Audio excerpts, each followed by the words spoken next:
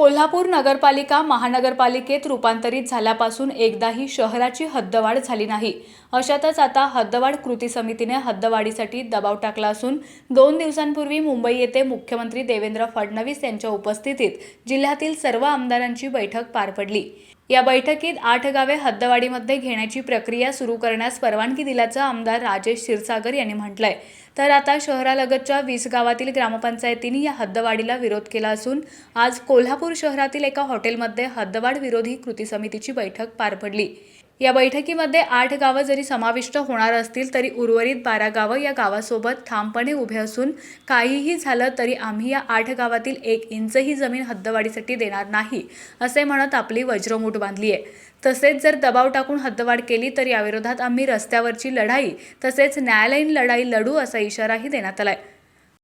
आता आमचं एकमत वज्रमूठ म्हणून आमची 20 गावची पहिल्यापासून आहे, आता पण आहे, इथून पुढे पण राहणार.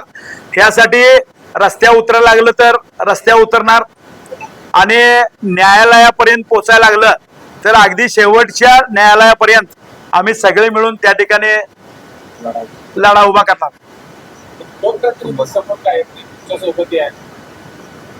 लोकप्रतिनिधी तर आमच्या बरोबरच आहेत.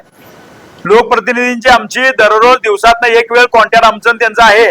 आम्ही सगळे सरपंच चंद्रदीप नरके साहेब, अमोल माडिक साहेब यांच्या 100% कॉन्टॅक्ट मध्ये आहे आणि त्यांनी नरके साहेबांनी तर तुम्हाला डायरेक्ट सांगितलंयच, अमोल माडिक साहेबांनी सुद्धा सांगितलंय की प्राधिकरण सक्षम करण्यासाठी माझे प्रयत्न चालू आहेत. तशी पत्र आम्ही मुख्यमंत्री आणि उपमुख्यमंत्र्यांना आम्ही दिलेले आहेत. राजेश क्षीरसागरांच्या बरोबर चर्चा आमची झालेली नाही.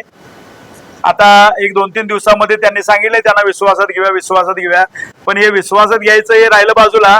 पण मुख्यमंत्र्यांच्या जवळ बसून त्यांनी डायरेक्ट तिकडं अटॅक करायचा प्रयत्न चालू आहे. पण 100% 20 गावची जनता आम्ही 100% आमचा अटॅक करायला